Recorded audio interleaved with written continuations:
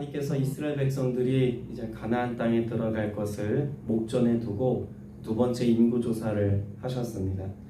성경에서 인구조사를 하는 데는 두 가지 중요한 목적이 있죠. 첫째는 군사력을 파악하는 것입니다. 이제 곧 있게 될 가나안 정복 사업에서 전쟁을 치르게 될 텐데 그 전쟁에 나갈 지파별의 인원수를 잘 계수하여서 얼만큼 우리의 전력이 되는지 이것을 파악하도록 인구조사를 하는 것이 첫 번째 목적이었습니다.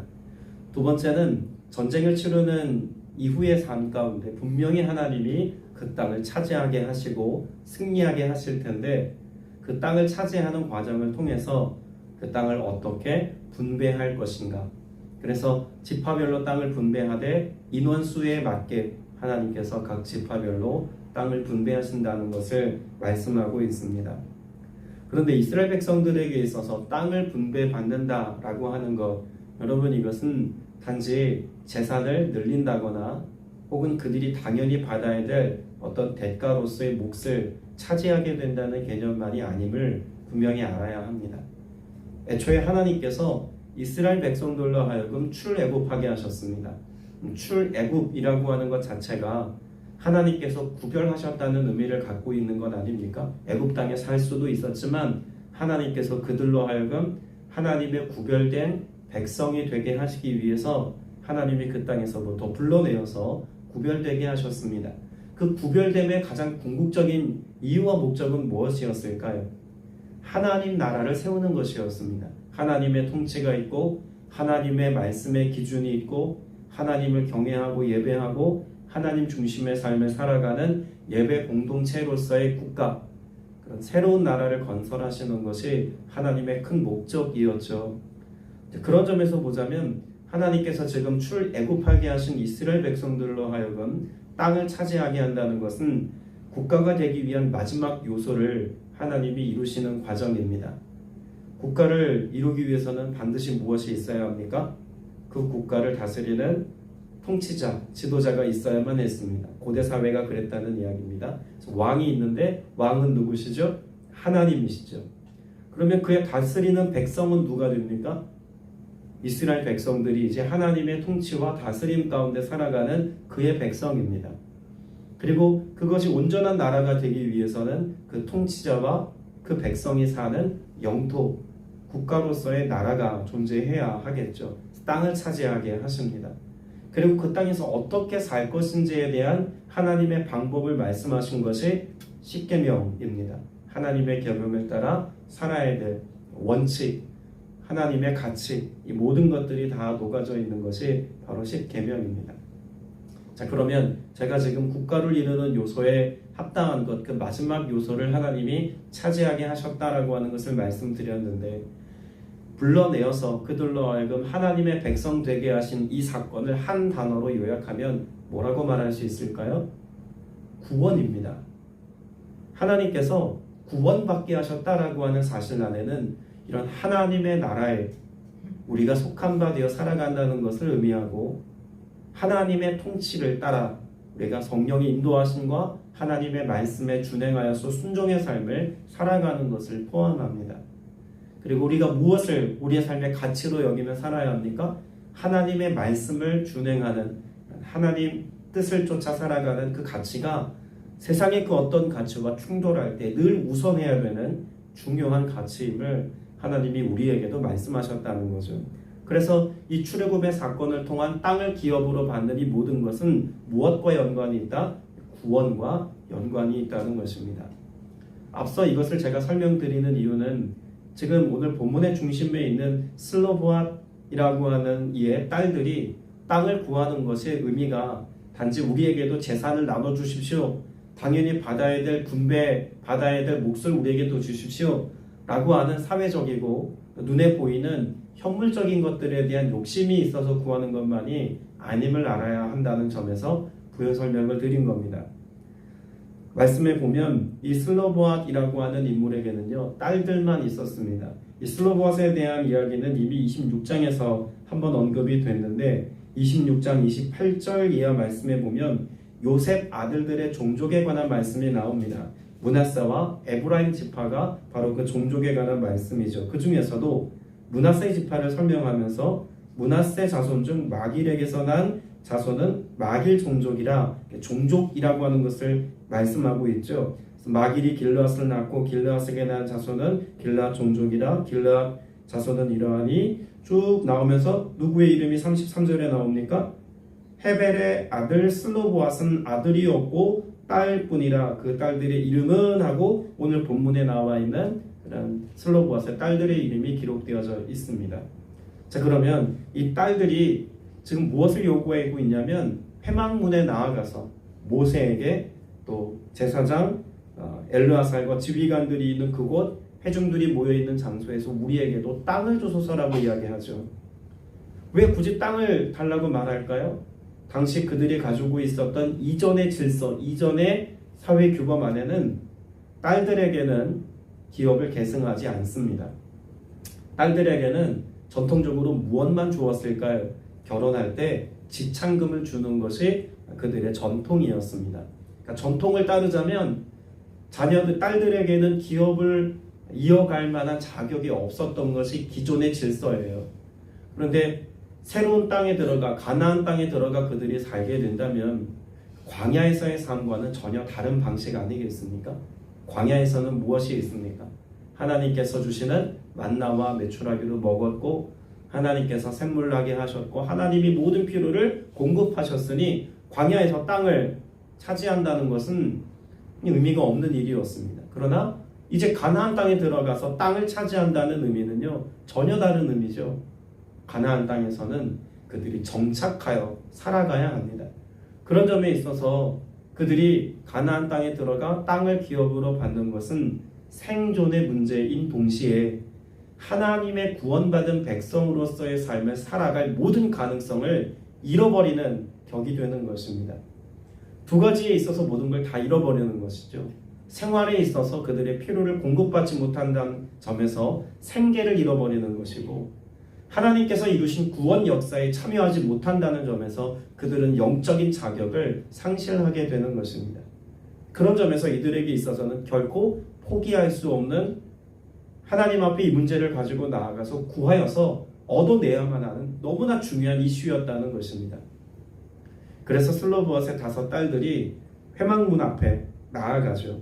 그래서 2절에 보면 회막문에서 모세와 제사장 엘르아살과 지휘관들과 온 회중 앞에 서서라고 말합니다. 당시 사회적인 분위기로 볼 때 결혼하지 않은 딸들이 자신의 권리와 자신의 당연한 주장을 하기 위해서 회막문 앞에 나아간다는 것, 모세 앞에 선다는 것, 여러분 이것은 상상조차 할 수 없었던 일이었음에 분명합니다.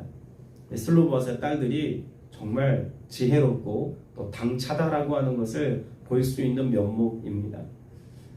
우리의 딸들이 이렇게 성장하기를 축복합니다. 이 슬로바스의 딸들은요, 지금 단지 이 자신들의 몫을 구하고 있는 어떤 욕심에 치우친 모습이 아님을 분명히 보여주는 대목입니다. 지금 27장은요, 쉽게 말하면 새로운 세대, 다시 말해서 세대 전환이 일어나고 있는 장면을 보여주는 말씀입니다. 광야 생활이 끝나고 가나안 땅에 들어가 살게 될 새로운 세대, 우리가 흔히 이야기하는 다음 세대들의 모습을 드러내주는 장면이죠. 그래서 슬로바스의 딸들에 관한 말씀뿐만 아니라 12절 이하 말씀에 보면 여호수아에 관한 말씀이 여기서 본격적으로 등장하기 시작합니다. 그러면 27장에서는 무엇이 일어나고 있음을 잘 증명해주고 있는 겁니까? 세대 교체입니다. 그런데 세대 교체가 일어나는 장면에서 슬로보앗의 5 딸들의 등장은 전혀 새로운 질서를 만들어 가시는 하나님의 방편에 관한 내용을 담고 있다는 점에서 중요합니다. 이 슬로보앗의 딸들이 이것을 가지고 나아갔을 때 원래 사회적인 분위기로 볼 때 어떻게 해야 더 정상적이고 또 합당하다고 볼 수 있냐면, 너희 여인들은 침묵해라. 결혼도 안 한 어린 자녀들, 너희가 하나님의 법에 관하여 이야기하고 운운할 만한 자격이 없다고 이런 지하에 거절하고 돌려보내도 아무 문제가 되지 않는 사회입니다. 그런데 이런 사회에서 목소리를 내기 시작합니다. 그것도 결혼하지 않은 젊은 여성들이 목소리를 내죠. 자신들의 권리와 주장을 이야기하기 시작합니다. 그런데 여기에 반응하는 모습이 더 주목할 만하다는 것입니다. 5절 말씀에 보면 이 문제를 모세가 어떻게 다룹니까? 모세가 그 사연을 여호와께 아뢰니라. 자, 그러면 우리가 주목할 것은 여성들이, 그것도 젊은 여성들이 자신들의 권리를 찾았다가 중요한 게 아닙니다. 성경 전체의 내용을 볼 때 이 여성들은, 슬로바의 5 처녀들은 자격 없는 사람들입니다. 말할 권리조차 없었던 사람들입니다. 그런데 자격 없는 이가 무엇하는 것입니까? 구하는 것이죠. 자격 없는 이가 구하였는데 그 구함을 가지고 나아갔더니 모세가 하나님께 아뢰을 때 하나님이 뭐라고 말씀하십니까? 7절에 슬로보아 딸들의 말이 옳으니라고 말씀하시고 뒤에 보면 아버지의 기업을 그들에게 돌릴지니라 라고 말씀합니다. 여러분, 이 모든 과정이요 다 새롭습니다. 광야를 지나왔던 1세대들의 모습과 너무나 다른 모습이고 또 거기에 반응하시는 하나님의 반응하심도 전혀 다른 모습이에요. 광야를 지나는 동안 하나님이 이스라엘 백성들 때문에 많이 화나셨고 속상했던 부분이 무엇 때문입니까? 그들이 가지고 있는 어떤 인생에 직면하는 문제들을 어떤 태도로 늘 하나님께 가지고 나아갔을까요? 원망입니다. 그들에게 일어난 어떤 사건, 상황, 형편, 이 모든 것들을 원망함으로 다루는 것이 광야 세대였습니다. 그런데 가나안 땅에 들어갈 가나안 세대, 이 세대들은 지금 무엇을 가지고 하나님 앞에 나아가냐면 당당한 주장과 논리를 가지고 하나님의 은혜를 구하고 있는 것입니다.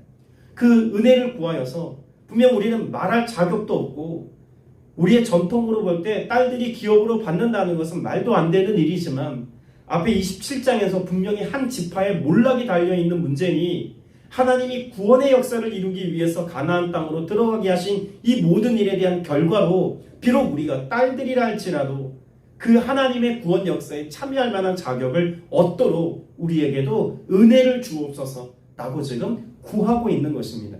그리고 그러한 하나님께 대한 간구를 자격 없는 자들의 간구까지도 하나님이 무엇 하시겠다는 것입니까? 응답해 주시고 이 모든 것들을 누리도록 은혜를 베푸시겠다는 것을 보여주고 있는 것입니다. 여러분, 이것이 지금 광야 세대를 살아갔던 세대와 가나안 땅에 들어가 살게 될 세대의 현격한 차이입니다. 하나님은 이렇게 말씀하고 계신 겁니다. 원망의 세대가 이제 그쳤구나. 너희의 구함을 내가 듣고 응답하리라. 여러분, 우리도 하나님 앞에 나아갈 때 원망과 불평이 아닌 겁니다. 무엇으로 나아가는 것입니까? 상황을 보면 지금 가나안 땅을 차지하는 일들이 지금 일어났을까요? 아직 전쟁도 안 치렀습니다. 땅을 기업으로 분배하기 위한 인구조사까지는 했습니다만 지금 땅을 받을 수 있는지 없는지도 미지수입니다. 그럼에도 불구하고 슬로바의 딸들이 땅을 요구한 것 이면에는 하나님의 은혜를 구함도 있지만 그 은혜를 구하기까지 그 마음의 중심에 뭐가 있었다는 것입니까? 땅을 차지하게 할 것이라는 믿음이 있었던 것입니다. 1세대들은 그 광야를 지나서 가나안 땅을 정탐하고 돌아와서 무엇이 없었습니까? 하나님이 하실 일들에 대한 기대도 없었고 믿음도 없어서 원망했고 탄식하여서 저 땅을 향한 하나님의 인도하심을 악평하지 않았습니까? 슬로바의 딸들은 이미 그 땅을 차지한 사람처럼 하나님께 구하고 있다는 것입니다. 그러니까 이것은 새로운 세대, 새로운 질서가 주어지되 믿음으로 은혜를 구한 자들에게는 하나님의 은혜가 합당하지 않게 여기는 어떤 상황 가운데도 이루어 주시는 하나님의 은혜 있음을 보여주는 것이죠. 또 한 가지 중요한 사실이 있습니다. 여러분, 이것은요 11절 마지막에 보면 나 여호와가 너 모세에게 명령한 대로 이스라엘 자손에게 판결의 규례가 되게 할지니라 라고 말합니다. 판결의 규례가 되게 할지니라. 여러분, 이것을 쉽게 말하면 이렇게 율법을 만들지니라 라고 하는 하나님의 법을 만드시고 원칙을 세우시는 하나님의 판결입니다. 우리가 전통적으로 구약 성경에서 율법이라고 하면 그 의미를 굉장히 부정적인 것으로만 여기지 않습니까? 그런데 지금 하나님이 애초에 말씀하셨던 십계명, 그리고 하나님께서 레위기나 여러 말씀들을 통해서 말씀하셨던 그들의 제사법을 비롯한 여러 삶의 규례와 원칙들, 특별히 땅과 관련해서도 하나님께서 안식년 혹은 희년이라고 하는 것을 통해서 땅을 회복하여서 그들의 소유로 다시 되돌려 놓을 것에 관한 여러 말씀들을 이미 원칙들로 두셨습니다. 그런데 여기 슬로바셀 딸들이 전혀 새로운 문제를 제기하여서 이것을 하나님 앞에 가지고 나아갔더니 하나님이 옳게 여기시는 것을 무엇으로 만들어 주셨다는 것입니까? 율법으로 하나님께서 제도화하셨다는 것입니다. 그럼 율법은 단지 하나님께서 그 백성된 자들에게 말씀해 주시는 것만이 아니라 그들의 삶의 필요를 따라 하나님 앞에 간구하면 하나님이 그것을 허락하기도 하신 것이 율법의 정신이었다는 것입니다. 율법의 정신에는 무엇이 가치로 자리하고 있을까요? 율법을 만드신 것이 하나님 중심이 아니었다는 것을 분명히 말씀합니다. 하나님 중심이 아니었다는 것은 단지 하나님을 배제했다는 것이 아니라 하나님이 율법을 인간에게 주실 때 그것이 인간을 복되게 하고 인간의 삶에 하나님의 은혜를 누리며 살아갈 수 있는 통로로 하나님이 율법을 만들게 하셨다는 것이죠. 슬로바셀 딸들은 자격이 없어서 땅을 차지할 수 있는 어떤 기회조차 없었습니다. 그런데 하나님 앞에 구하였더니 하나님께서 그것을 옳게 여기시고 새로운 법을 만드시죠. 그래서 6절부터 11절까지는 이전에 없었던 새로운 질서, 새로운 사회 규범을 하나님이 만드시는 과정을 말씀합니다. 이것을 통해서 가나안 땅에 들어가 살게 될 그들에게는 은혜의 해가 시작되어졌고 그 은혜를 누리기까지 하나님은 구하는 자들에게 하나님의 질서와 하나님의 계획을 새롭게 하시겠다고 말씀합니다. 새로운 시대, 새로운 세대에게 새로운 하나님의 규범과 원칙을 만들어 가시는 과정인 것이죠. 여러분, 우리가 하나님 앞에 나아갈 때 바로 이런 은혜를 구하는 것입니다. 전통에 매여서 혹은 우리의 삶의 익숙함에 매여서 오늘을 살아갈 것이 아니라 우리가 살아가는 새로운 시대에 새로운 상황의 형편에 하나님의 뜻을 구하고 그 하나님의 뜻이 우리의 삶에 합당하다면 그것을 하나님의 은혜로 누리는 삶을 살아가는 것이 우리의 삶의 여정이 되게 해야 한다는 것이죠. 슬로바셀 딸들은 그런 점에서 단지 땅을 기업으로 얻기 위해서 무례함을 범한 사람들이 아니라 도리어 새로운 땅에 대한 믿음과 확신을 가지고 하나님의 은혜를 창조하는 하나님의 은혜를 풍성한 은혜로 맛보고 누리는 삶을 살아갔던 대표적인 인물들이었다라고 볼 수 있는 것입니다. 12절부터는 여호수아에 관한 말씀도 기록되어져 있습니다. 자, 22절, 23절 말씀을 같이 읽겠습니다. 22절, 23절입니다. 모세가 여호와께서 자기에게 명령하신 대로 하여 여호수아를 데려다가 제사장 엘르아살과 온 회중 앞에 세우고 그에게 안수하여 위탁하되 여호와께서 모세에게 명령하신 대로 하였더라. 여기도 세대 교체가 일어나고 있음을 보여주죠. 모세에게서 여호수아에게로 리더십이 바뀌고 있습니다. 그 리더십이 바뀌는 과정 가운데 이 하나님이 12절에 보면 모세로 하여금 어디에 올라가라고 말씀하고 있을까요? 아바림 산에 올라가라 라고 말씀합니다. 아바림 산이라고 하는 그 산은 지금도 그 산 위에 올라가면 이렇게 동서남북 지형이 표시가 되어 있고 동쪽에는 무엇, 서쪽에는 무엇, 그래서 그 각 동서남북을 바라보면 어떤 지형들이 보여지는지를 그 산 꼭대기에 정상에 그렇게 만들어 놓았다 그래요. 그러면 지금 모세가 올라간 이 아바림 산에서의 위치에서 땅을 내려다보면 어디가 보인다는 겁니까? 가나안 땅이 다 보인다는 겁니다. 여러분, 그 산 위에 올라가 있는 모세의 심경이 어떠했을 것 같습니까? 저는 처음에는 되게 속상했겠다라고 여겼습니다. 여기까지 왔는데 그냥 저 땅을 못 밟아 본다는 게 너무 안타깝다. 하나님 짓고 주시죠. 왜 들어가지도 못할 땅을 보여주십니까? 이렇게 여겨질 것 같았습니다. 그런데 깊이 말씀을 묵상하면서는 마음이 바뀌었습니다. 도리어 하나님께서 모세를 격려하시는 것처럼 느껴졌습니다. 모세야, 참 잘했다. 여기까지가 너의 사명인데 여기까지 오도록 그 이스라엘 백성들을 인도하여서 그 어렵고 험난한 세월들을 참 잘 견뎌주었구나. 내가 너에게 청사진을 보여줄게. 너의 다음 세대가 살게 될 미래야. 이것이 너의 수고의 결과야 라고 하나님이 위로하시고 격려해 주시는, 사명을 완수한 자에게 상급같이 주시는 은혜의 현장처럼 느껴졌습니다. 그리고 모세는 그러한 하나님의 은혜에 대해서 반응이라도 하듯이 자기가 여전히 건강하고 여전히 기득권을 주장할 수 있고 여전히 지도자로서의 위치를 고집할 수 있는 자리에 있는 사람이었지만 기꺼이 무엇합니까? 하나님의 말씀을 따라서 그 모든 자신의 권한과 자신이 누릴 수 있는 모든 기득권들을 여호수아에게 무엇한다고 말씀하고 있을까요? 23절에 안수하여 위탁했다고 말씀하고 있습니다. 다 맡긴 겁니다. 고집 부리지 아니하고 자신의 것으로 주장하지 아니하고 다음 세대에게 잘 계승하여 잘 물려준 거죠. 저는 말씀을 볼 때 오늘 본문의 전체적인 맥락과는 큰 의미가 없을지 모르겠습니다만 모세가 참 좋은 어른이라는 생각이 들었습니다. 이미 슬로브앗과의 관계 안에서 5절에 모세가 그 사연을 여호와께 아뢰었다고 말하지 않습니까? 무시해도 될 이야기를, 슬로브앗의 딸들의 이야기를 듣고 그 사연을 경청해 준 겁니다. 그리고 하나님의 마음으로 받아준 겁니다. 존중한 거죠.